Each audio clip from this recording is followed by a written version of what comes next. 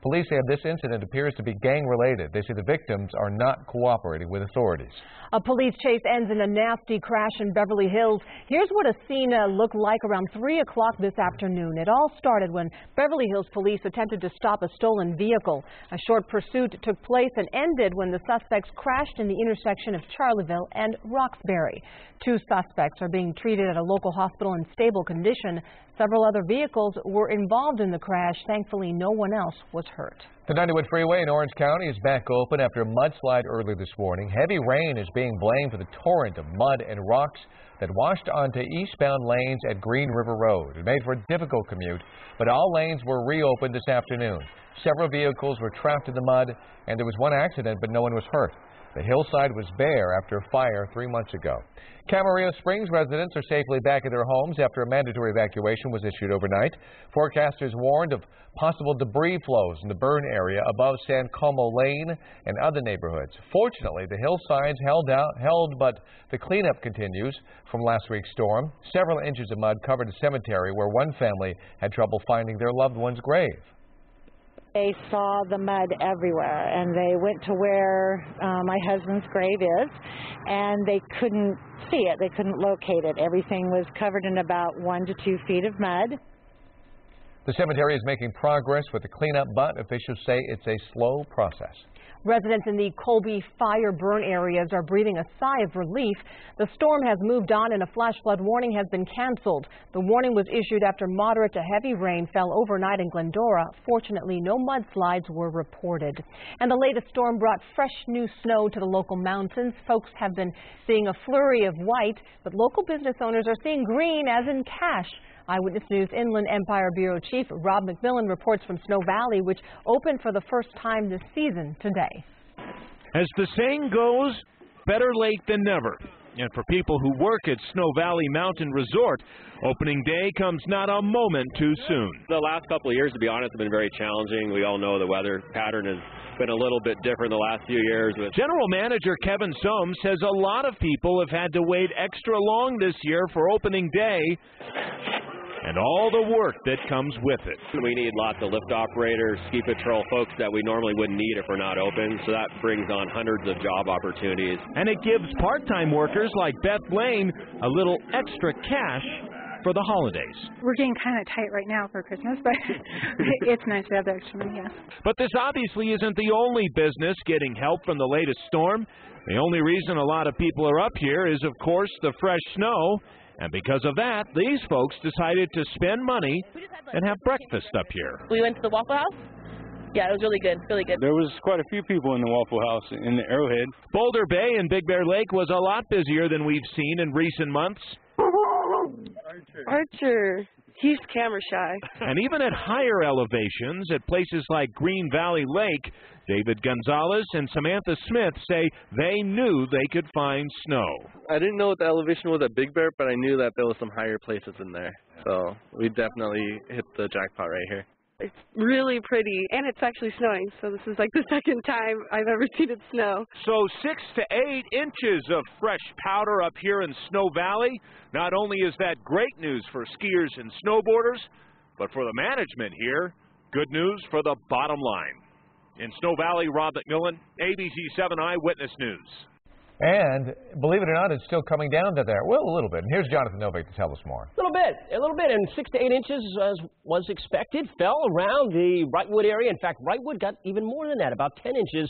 About 8 around Big Bear. Right now, still some light snow showing up on that live Mega Doppler 7000 HD. Running Springs down to Yucaipa and Banning, some light rainfall. And this is about all we've got right now on the radar. We're really dry overall. And look at that, Wrightwood, just a tiny, tiny amount of snow showing up there with an echo around your area. Now, there's some rain to the northwest. There's actually another disturbance rolling in tonight, but the chance of rain is very slim, and it would be contained right around Santa Barbara or right around Fraser Park, and that's the extent of it. So everybody's going to look dry except for a couple of spots here in the northwestern portions of Southern California. What happens after this, I will tell you a little bit later in that 7-day forecast. And by the way, some of those snow totals, we're going to be looking at some of the rainfall totals too, and check that out in that full forecast coming up in a few minutes. All right, Jonathan, thank you. A Southern California holiday tradition has come alive in Newport Beach. Here's a live look from Air 7 HD at the 106th annual Newport Beach Christmas Boat Parade. And a moment there ago, we were seeing an actual fire-breathing boat. You see all the lights on the various boats out there, yachts, kayaks, canoes, and other boats lighting up the harbor with a dazzling array of lights and music. The parade runs nightly through December 21st. Every night through Sunday, it will start at Bay Island at 6:30 p.m., circle the Newport Harbor, and finish back at the island at 9 p.m. What a great thing to do with the family. Look how beautiful it is, especially Gorgeous. from the sky, seeing all those boats lit up as they go on through the harbor. Sure. And just great. take a sweater and a hat. Exactly. If you don't dress warm, you're probably not going to enjoy it as much. That's right. Startling new video up next here at 7 o'clock. New images of panic on board as an American Airlines flight hit severe turbulence. Tonight, an update on the injured passengers and the condition of the plane. Plus, it was a hot sports car that was apparently just too good to pass up. We'll hear from the local man whose Corvette was taken for a wild joyride by a valet. And the local bear that said, "Bah humbug" to Santa Claus. See what happened next.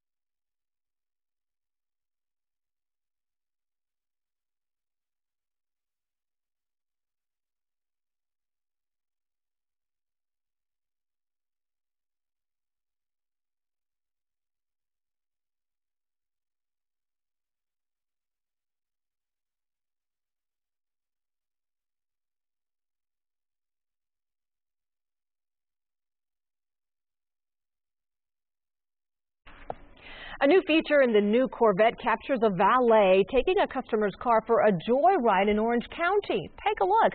Dan Cowles handed the keys to his Stingray Corvette to a valet in Costa Mesa. The valet was unaware that the car is equipped with a valet mode camera. You can see him taking the car up to speeds of 50 miles an hour, then checking for damage. Cowles says he now has a plan to prevent this type of thing from happening again. I'll turn on the valet cam and I'll let them know this is recording. So be on your best behavior. Now, the valet was reportedly fired. The car also records video, locks the glove box, and disables the entertainment. Now we all know. Pretty cool. Tonight's startling new video from aboard an American Airlines flight from Seoul, South Korea to Dallas. The flight was forced to land due to violent turbulence, and ABC's David Curley has a video showing the panic as this turbulence hit. It's a frightening free fall. It sounds like a roller coaster ride, but these are screams and cries of terror. The pictures tonight of the severe turbulence slamming that American Airlines 777 that took off from Seoul. Listen to the passenger taking video talk about his family. I love my family. The jetliner flying through a storm, the airline says precautions are always taken to try and avoid this. I've never seen anything like this in my life. With this kind of damage, the pilot made an unplanned landing in Tokyo. 7 of the 255 on board taken to the hospital. Even aviation experts are surprised by the strength of this turbulence. American Airlines tells us the jetliner will be back in service soon. Everyone is out of the hospital, and the majority of the passengers arrived in Dallas early on Wednesday, still shaken from the experience of all that turbulence. David Curley, ABC News, Washington Reagan Airport. And Jonathan joining us now with a look at our weather, and we had some rain. We had some rain, cold temperatures today. This was me warming up my hands because it's cold. But we have some warmer weather ahead, and in fact, we had a little bit of activity that produced some funnel clouds out in the IE, in fact, where we saw some rotation a little bit at least, and offshore we had some water spouts. This is actually a shot that was sent in by a viewer, Lisa, and thank you for that, in the IE, and that is a funnel cloud. Now it's going to touch the ground and be a tornado, so we don't refer to it as that. It's just a funnel cloud, but pretty cool shot there. Thanks for sending that in. And another view of earlier today, Burbank, time-lapse, beautiful shot. A little ominous, but most of the day was pretty calm. A few light showers and some snow over the mountains still going right now, but overall, it's all said and done for this system. 10 inches at Mountain High. Again, we talked about Big Bear, right around 8 inches, 7 to 8, 5 at Mount Baldy and Green Valley Lake and Mount Laguna, just an inch of snow. But yes, this was one of the very positive aspects of this system. Rain, thankfully, was about a half of an inch to an inch, so flooding not terribly bad. In fact, overall, we didn't have a ton of reports of problems, although in the IE, we did have some mud and debris flows reported, and that was the extent of it. And you can see here about 3/4 of an inch around Lake Arrowhead, and Hemet had a half of an inch. So a little bit going on in that live Megadoppler 7000 HD. Some light snow still around Big Bear, some light rain just south of that area around Yucaipa down to Cherry Valley.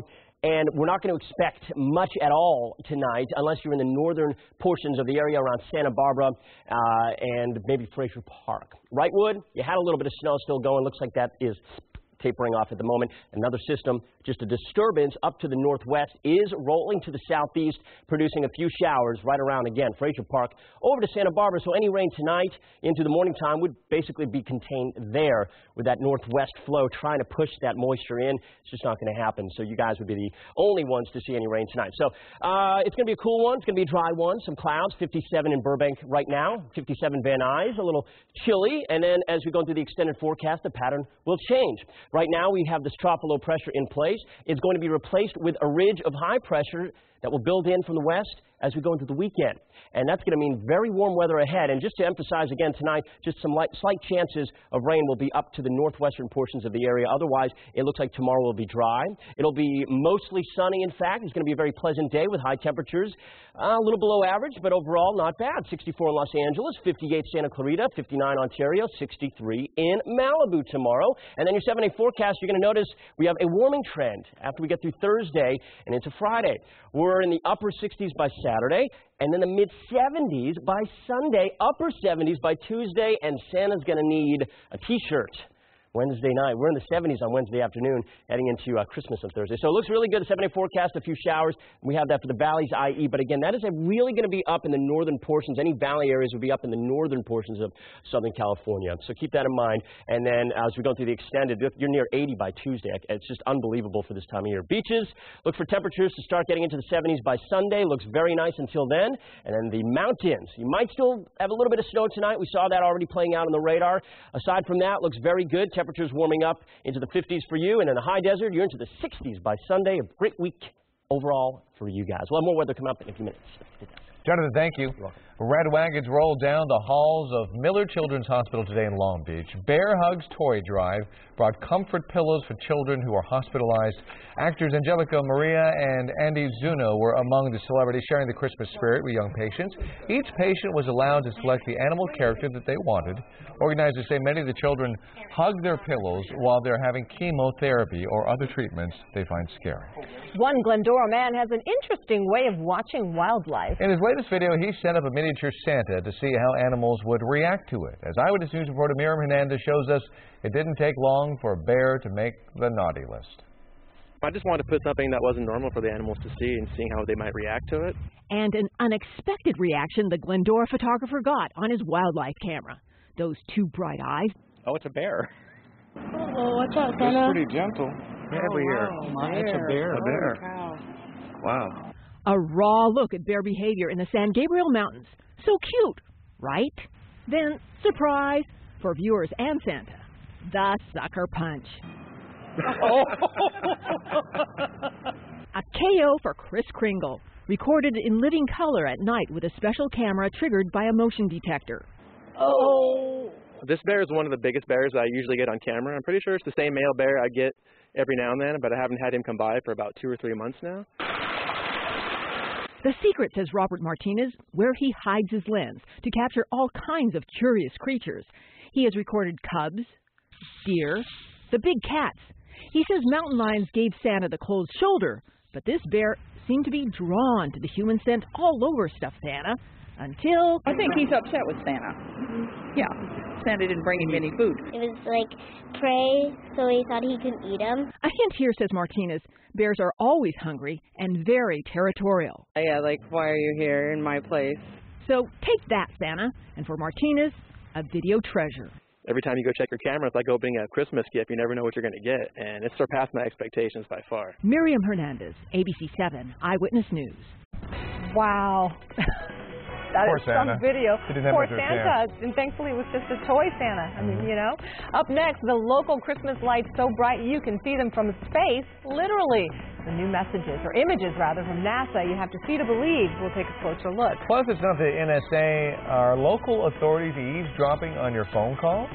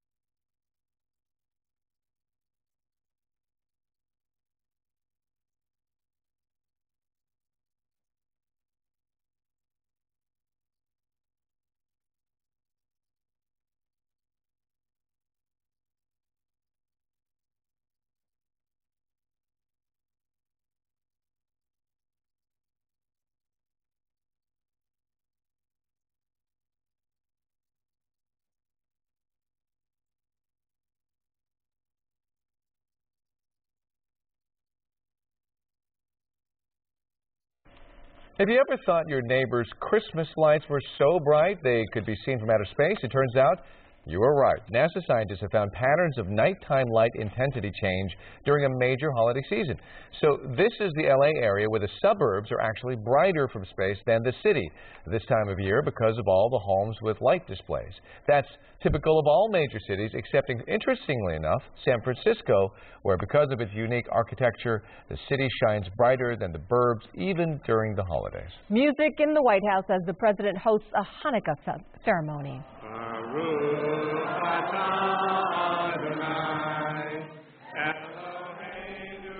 Jews mark each of the 8 days of Hanukkah by lighting candles on a menorah or handle holder. Known as the Festival of Lights, it commemorates the rededication of the temple by the Maccabees after their victory over the Syrians. Hanukkah started Tuesday evening. And new at 5 o'clock, Times Square is almost ready to ring in the new year. Last night, giant lights in the shape of 2015 arrived in New York City. People cheered Happy New Year as the lights lit up during a mock countdown. Every year, massive crowds fill Times Square to watch the famous ball drop at midnight on January 1st. We're updating the evening's top stories next at 7:30. Including the latest in our breaking news story, Sony canceling the Christmas release of The Interview. This as the U.S. says North Korea is behind threats of violence. Plus, the race for medical marijuana clinic permits is on in Orange County. Why these people are among the first in line.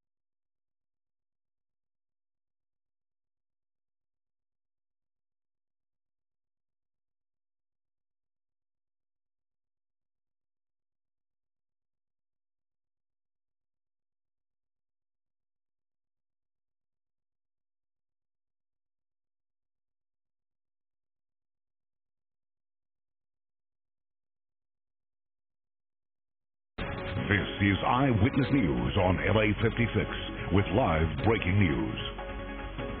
Breaking news at 7:30. The U.S. has determined North Korea is behind the Sony hack, and the Christmas Day release of The Interview has been canceled. I'm David Ona. I'm Giovanna Lara in for Colleen Sullivan. This is Eyewitness News on LA56, LA's only live local newscast at 7 p.m. Hackers have been demanding that Sony cancel the film's release. The comedy starring Seth Rogen and James Franco included a scene depicting the assassination of North Korea's leader. In a statement, Sony said, quote, "We are deeply saddened at this brazen effort to suppress the distribution of a movie.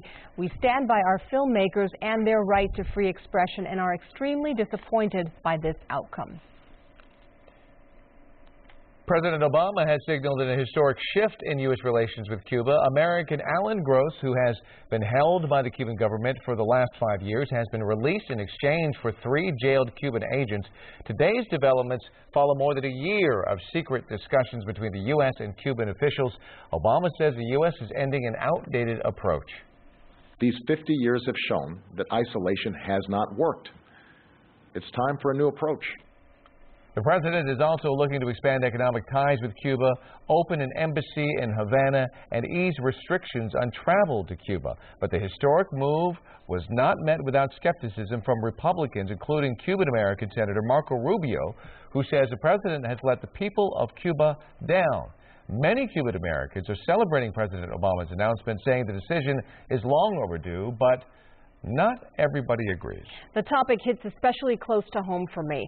My parents, they are from Cuba. It is a complicated topic. The country, it's packed with emotions. My parents were forced to split up early in their marriage. My mother forced to leave behind my older sister in Cuba. And they blame the Castro regime. So to now see the U.S. reaching out to Raul Castro, they say, is an insult to all the Cuban Americans who've suffered over the years. Eso me da mucho sentimiento porque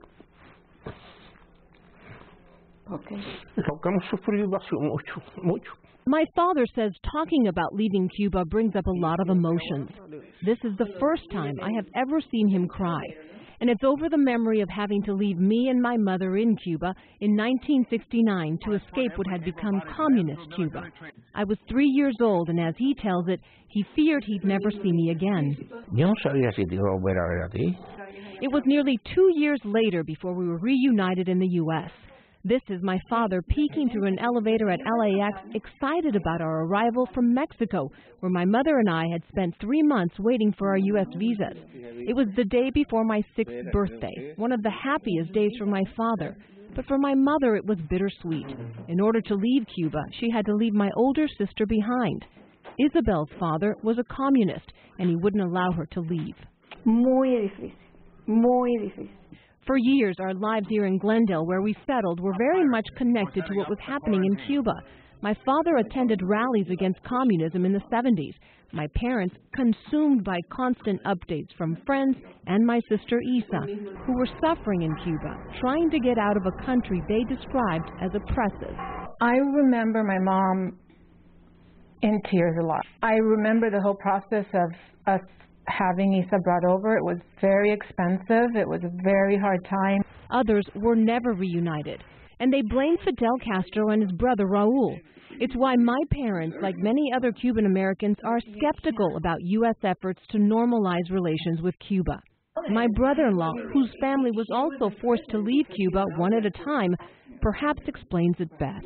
It's unfortunate that this government, the Obama government, is handing an olive branch to these murderers and thugs, the Castro brothers, without taking into account the suffering of the Cuban people. This is not going to solve anything for the Cuban people.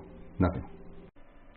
I will say my mother has a softer reaction to the news. She says if better relations with Cuba can bring freedom of speech and movement to the people of Cuba, she of course supports it. However, she's just not convinced it can happen under Raul Castro's lead. This is a fabulous story and well documented. You had such great photos to document that moment. We had several photos, but you know, my mom told me today that a lot of the photos she had of us in Cuba, the photos were taken away when she left Cuba.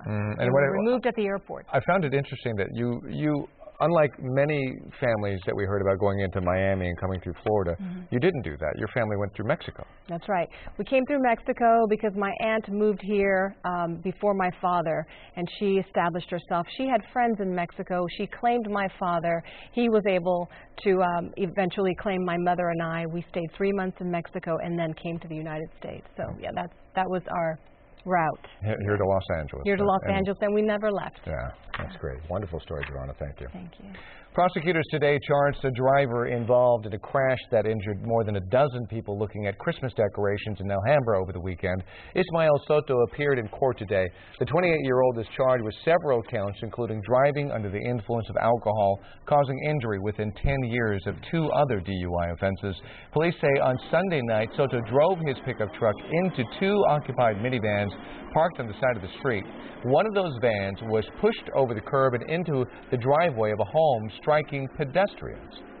Negotiations are underway aimed at a settlement of the civil rights claim over the chokehold death of Eric Garner. The grand jury failed to issue a criminal indictment against the police officer who was involved, but a separate $75 million civil rights claim was filed by Garner's family. New York City officials say they're trying to reach a settlement, but it's not clear whether a deal will be reached to avoid what could be a long federal trial. Former Seventh Heaven star Stephen Collins has reportedly confessed to having inappropriate sexual contact with 3 young girls decades ago. The 67-year-old actor told People magazine, quote, 40 years ago, I did something terribly wrong that I deeply regret, and I have been working to atone for it ever since. He said he decided to set the record straight after various news outlets published a recording made by his ex-wife during marriage therapy in 2012. The allegations involved exposing himself to girls and having sexual contact with them between 1973 and 1994. Collins says the allegations go far beyond what actually happened. Police here in L.A. and in New York investigated the allegations, but no charges have been filed. An interview with Collins by Katie Couric is set to air on 2020 Friday, right here on ABC7. An unexpected delivery turns into a terrifying home invasion robbery in Yurupa Valley. This after Dale Frazee says a man dressed in a UPS jacket showed up at his door. The suspect demanded money, then ransacked the house. He told Frazee to lie down on the bed and count to 100. Got as far as 65, and all of a sudden I felt that gun in my head again. And he says, keep counting. The suspect then fled the scene and Frazee ran to the neighbors for help. So far, investigators have only confirmed that the suspect may have been wearing some sort of delivery uniform. Eyewitness News reached out to UPS about the incident and have received no comment. Medical marijuana dispensaries will soon be operating in the city of Santa Ana. Voters approved Measure BB last November, and now applications are being accepted, laying a blueprint of sorts for marijuana dispensaries in the city. Orange County Bureau Chief Eileen Frere has that story. This is the area. Mike Collagen looks at a map of Santa Ana. The former Studio City pot shop owner admits he's not familiar with Santa Ana, but he's one of dozens lining up to apply to open a medical marijuana dispensary here. The rules are perfect over here. That's what I'm saying. That's why I came all the way here. The rules approved by voters through Measure BB last November. I think we've come up with a set of regulations that keeps enough distance from one another, one collective from another.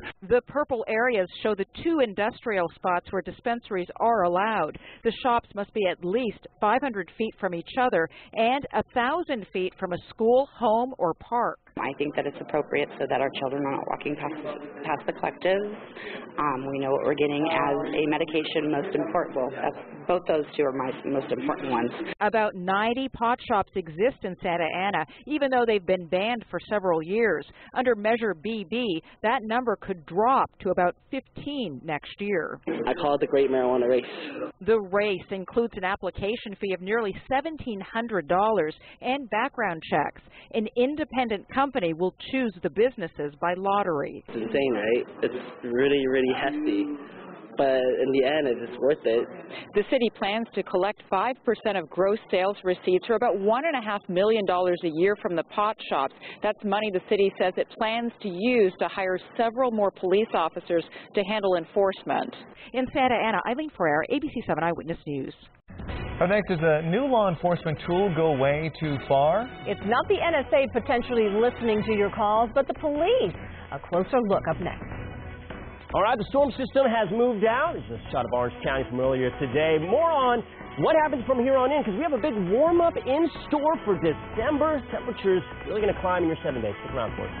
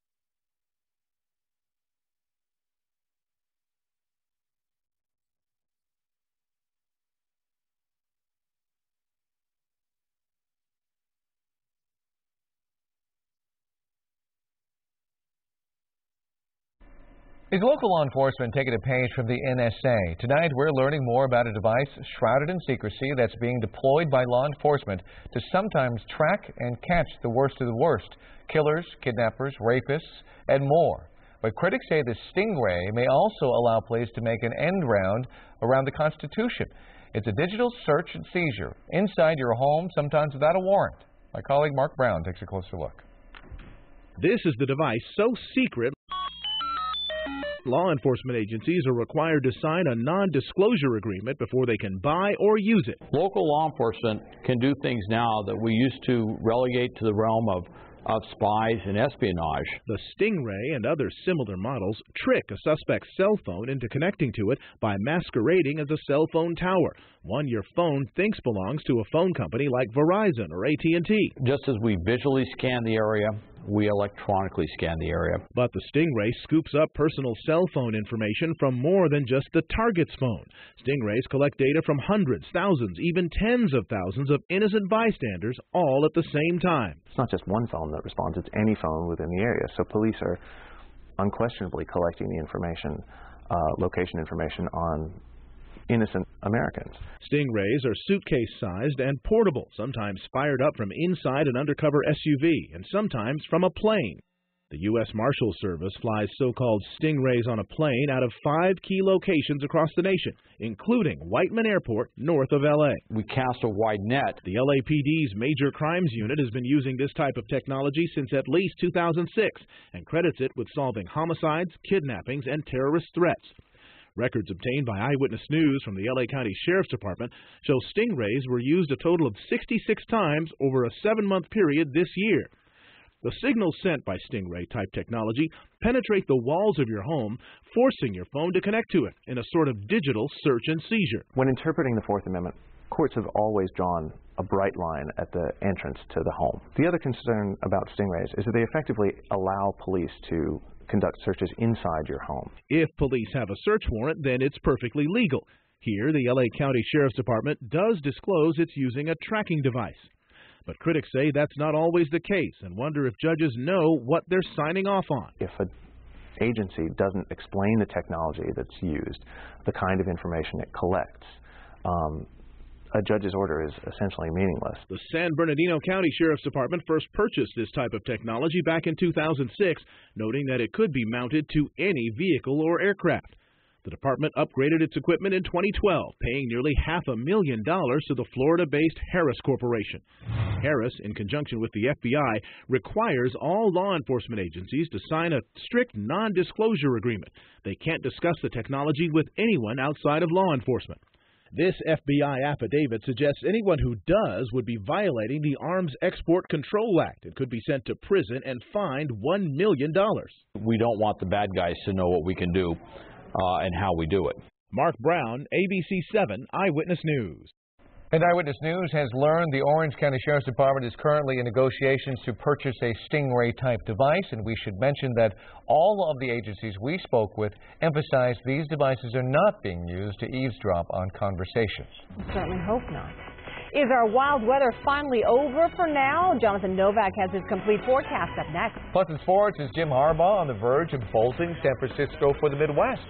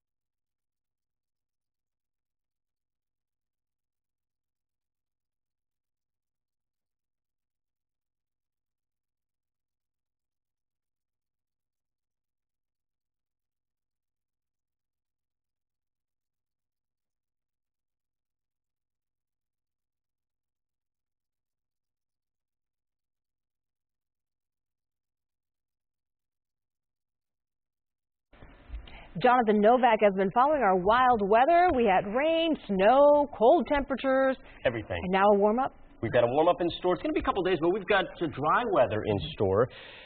Santa is going to need flip-flops. He's going to need to bring the T-shirt. Nice. Put that picture in your head. Santa hanging out with a, I don't know, what would he drink on the beach? Oh, gosh. Milk. Glass of milk. Things. Glass of milk. Flip-flops. Let's see what's happening from earlier today. Angeles National Forest. Some snow. This is one of the positives out of these storm systems that have rolled through is the snow. And this last one packed a nice white punch. We saw 6 to 8 inches of snow. And Big Bear saw about 7, and some even higher elevations saw upwards of 10 inches. So good stuff there. Let's head on over to the rainfall totals and see what happened with that. About ½ an inch to an inch, which is what was expected. And you see some of the totals here. Hemet, ½ an inch. Yorba Linda, just under that. Lake Arrowhead, 3/4 of an inch. So it wasn't like last Friday, which it wasn't expected to be. We had a couple of trouble spots around the Riverside area, the Riverside County area, with a couple of debris and mud flows. But otherwise, it was pretty dry, or I shouldn't say dry, but it was pretty calm overall in terms of any trouble. Well, I make it off for 7000 HD. I do want you to notice there are a few light showers around Santa Barbara. We may see a few more tonight overnight, and that'll be about it. Some snow that's tapering off around Big Bear, and everybody else is dry tonight with just some cloud cover and cool temperatures. Check it out. Santa Clarita's at 53, same in Ojai. Santa Barbara, again, you have a slight rain chance tonight into the morning around the northwestern portions of our area, including you, 55. 63 in Santa Ana, and this is the system, the next one, but this is, again, not going to really cause an issue or in terms of any rainfall potential except for areas around Santa Barbara or up around Fraser Park. Once that's gone, high pressure builds in. I'm going to show you that right here on the future scan, bringing in from tonight in through tomorrow. So high pressure will build in for tomorrow. We have another little bit of a disturbance on Friday into Saturday. Not expecting rain from that except again around the northwestern counties, and then we really start pumping in the heat. It looks like Saturday, ridge of high pressure built in, and temperatures are into the 70s by the end of the weekend into next week. Can you believe it? We're hitting Christmas with temperatures nearing 80 degrees by Christmas. 64 tomorrow, though, in Los Angeles, 62 in Anaheim, 63 Huntington Beach, and that 70 forecast looks like this. Slight chance of rain, again, up to the northern counties in the morning time. Temperatures at 75 by Sunday. Until then, we're in the 60s, and we're at 78 by Tuesday. Wow. You might like it. You might say, where's the winter coming? It was soon enough. Valleys, IE, chance of rain tomorrow in the morning up to the northern counties again, and then the temperatures are getting into the 70s by Sunday. We're nearing 80 by Tuesday next week. The beaches, same for you. You're in the 60s for a few days. A lot of sunshine ahead for you in the 70s Sunday, Monday, Tuesday, and Wednesday. The mountains might see a little bit of snow tonight through the morning. Chance of that, it's about 30-40%, and then it looks like you guys are having a pretty good weekend overall. You might get a little snow around Fraser Park on Saturday morning. Aside from that, it looks dry, and the high desert looks dry. Temperatures in the 60s from Sunday on. Good stuff. All right, more weather on 11. ABC7. Danny's in tonight for Dallas, so check that out at 11. All right, Jonathan, thank you. Yep. Well, the Clippers are gearing up for the holidays, hoping to remain upright. 9 games in 14 days, including a date with the Warriors on Christmas Day. Tonight, Indiana is at the Staples Center. The game is just underway, and complete highlights are coming up at 11 o'clock. Meantime, the Lakers are off until Friday with Mamba and his mates host Oklahoma City. Today, it's all about the holiday spirit.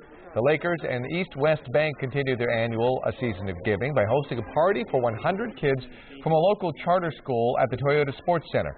The kids got to hang with Swaggy Claus and the Laker girls, a catered lunch, and gifts also part of the afternoon. Football now. The San Francisco 49ers released Ray McDonald after San Jose police said they're investigating him on suspicion of sexual assault. Had the Niners not been eliminated from the playoffs, many wonder if he would have been released. San Jose police say a local hospital notified them that the woman was seeking treatment, and detectives had searched McDonald's home. No arrests have been made, and no charges have been filed. The Niners say it's about a pattern of poor behavior. McDonald was investigated in August for domestic violence. An investigation is covered by the league's new Code of Conduct policy. Meantime, in a move that should surprise absolutely no one, Michigan is reportedly offering San Francisco head coach Jim Harbaugh a 6-year, $48 million deal to come to Ann Arbor. Harbaugh, who played quarterback at Michigan, said he wants to stay in the NFL, but $48 million can buy plenty of black sweatshirts. An Orange County family who's been through some very tough times in the past 2 years is celebrating Christmas in a home of their own. They lost everything to Hurricane Sandy, all as one child began her fight with leukemia. Eyewitness News Orange County reporter Greg Lee has more on the effort to bring the family some holiday cheer. Christmas came a week early for the Seong family. A parade of police officers, firefighters, and of course, Santa and Mrs. Claus made a special delivery of gifts this morning. Thank you, sweetheart. Thank you. We first told you about the Seong family last month. Kathleen, Joshua, and their 3 daughters, Layla, Kayla, and Melissa, lost everything in Hurricane Sandy. They moved to Orange County to continue 6-year-old Melissa's fight with leukemia. Kathleen is a cancer survivor. Middle daughter Kayla is autistic. Heartwarming to see everybody coming for them and our family. Money quickly ran out, so for 2 years they lived on the streets or in hotel rooms. Until last month, when the Santa Ana Police Department and the nonprofit Spin gave them the keys to a new apartment. Such a blessing to see them just now stable and out of the hotel cycle, the in-your-car and out-of-your-car cycle. Melissa and her parents take the bus 5 times a week to the hospital for chemotherapy. Her fight inspired law enforcement and a local charity to help make Christmas extra special for them. The Christmas families are really fun to do because it's not just the sick child, but the entire family. ABC7 viewers also wanted to help. After our story, people donated furniture, money, and lots of gifts for this family. Some of the presents now filling the Seong's home also came from our Spark of Love toy drive. Make sure you each got something that you had asked for. And this one's for you, young lady. The family says there's no words to express their gratitude, not just for the gifts, but for the community's willingness to help them and others in need. You guys are all family, and it's just, that's the most important thing, and then getting the word out to other families, that there is help. Greg Lee, ABC7 Eyewitness News. Great story. More news straight ahead here at 7:30. And ahead tonight on Eyewitness News at 11 on ABC7, how did a Texas plumber's work truck end up in Syria with ISIS? The images going viral on the terrorist group's Twitter feed. Plus, do you sometimes need help getting to sleep? A new warning about medications that promise a good night's sleep, but may be delivering something else. These stories and all the late-breaking news on Southern California's #1 late newscast, Eyewitness News at 11 on ABC7.